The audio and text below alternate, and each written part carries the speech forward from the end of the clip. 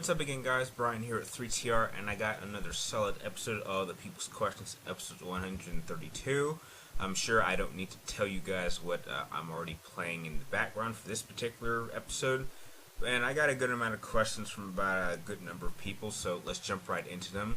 The first one comes from Harry Potter 772, and you wanted to know, can I do any topic on my mind?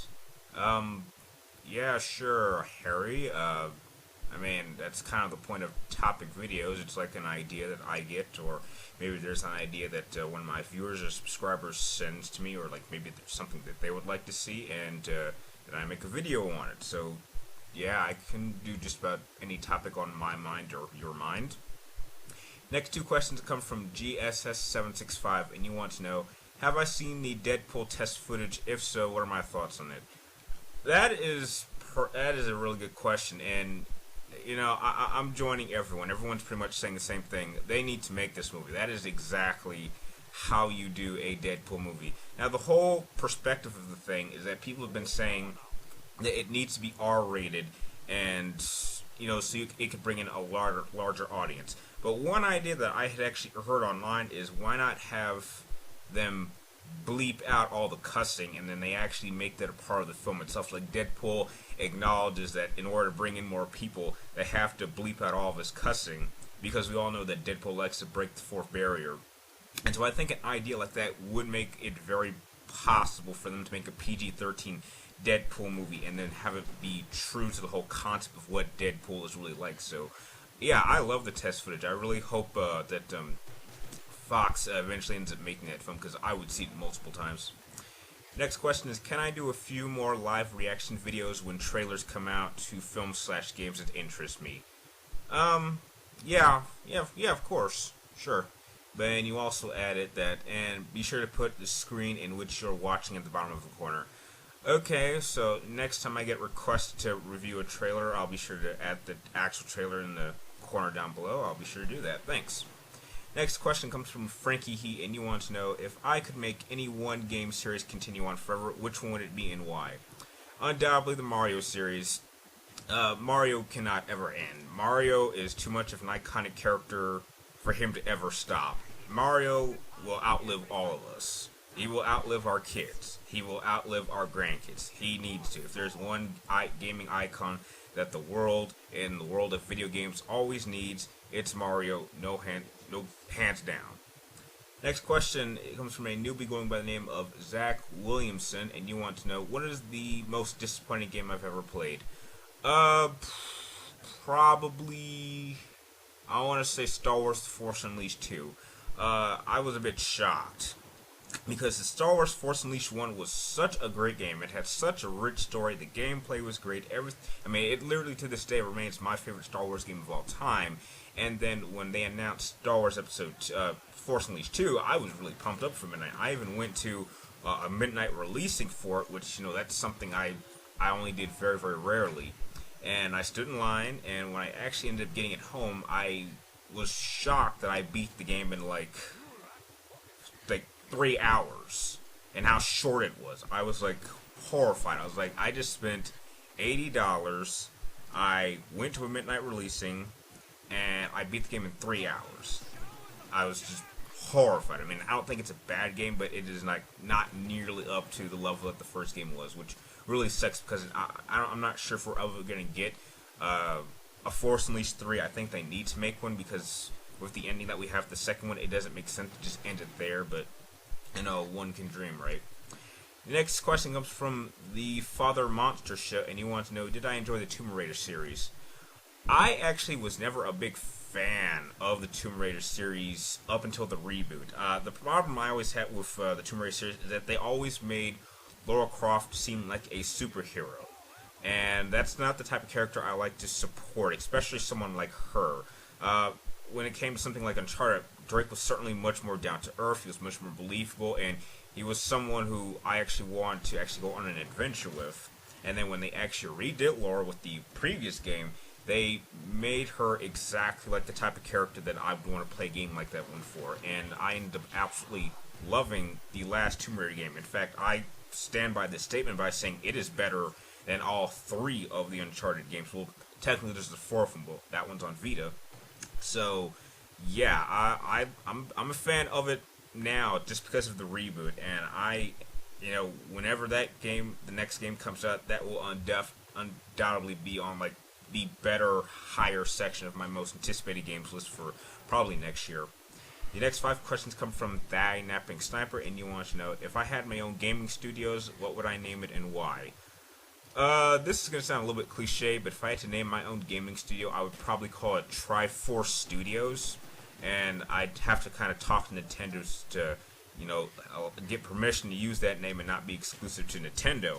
But the reason I would pick that name is because it would focus on probably the three best things that you need to have in order to have a truly amazing game, and that is great storytelling, great gameplay, and overall great experience. And I think that if you can bring all 3 of those elements and execute them properly, you'll have a truly memorable game that people will be talking about years and years from now. And that's something that I would really want my people that buy my games to experience.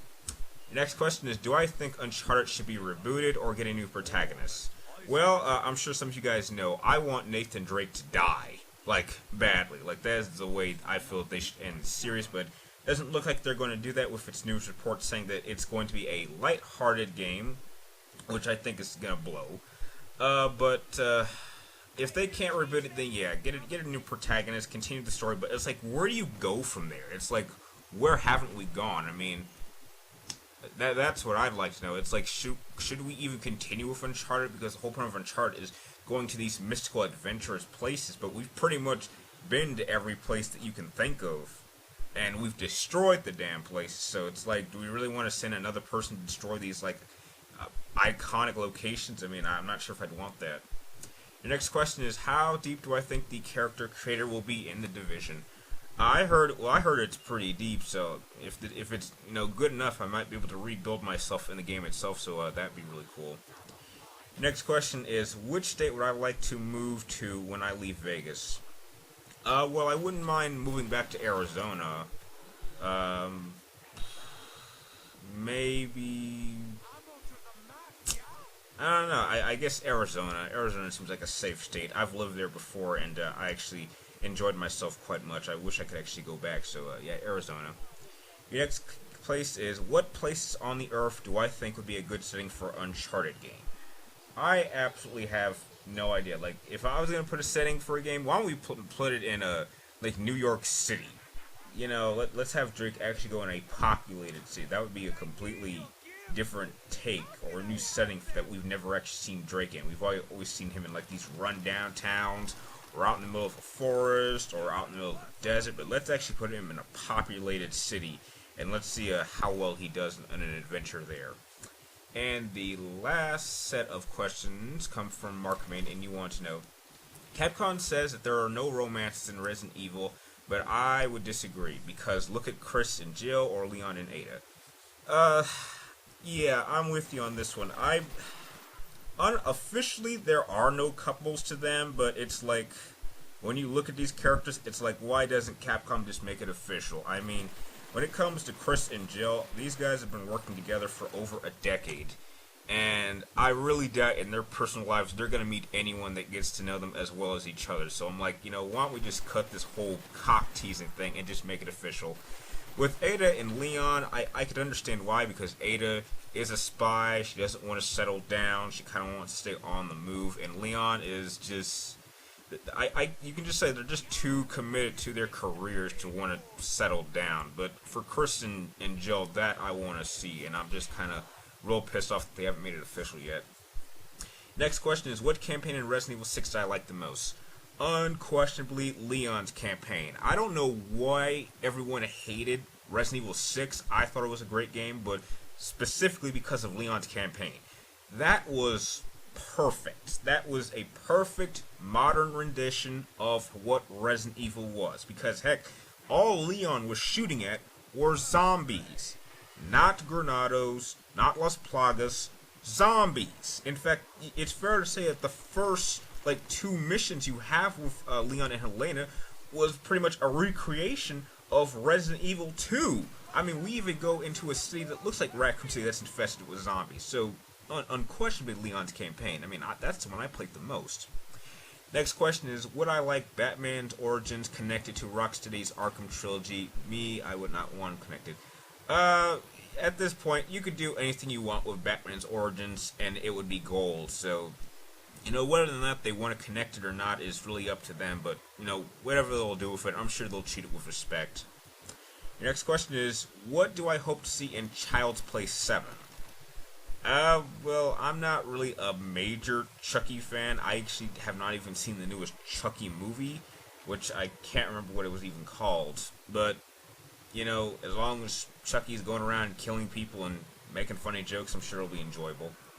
Your next question is, would I like to see the TV show Justice League Unlimited back if I ever watched it? Yes, I did. I loved Justice League and Justice League Unlimited. Some of the best storylines I've ever seen for Justice League in general. I wouldn't mind seeing some of those storylines come to the big screen. Would I like to see it return? Yes. I heard rumors that maybe they might be bringing Batman Beyond back. I would love to see that. But back to your original question, yes, I would love to see that. And the last question for the episode is, did I hear the news on Capcom making Resident Evil 1 remake coming to PlayStation 4, and would I get it? Whoa. I don't think I need to get it. I've played it once. I played it once when it first came out. It was okay for the time, but it didn't hold up for me. And then they remade it for the GameCube. I didn't play that one. I didn't need to because I was like, it's pretty much the same game. It just has better graphics.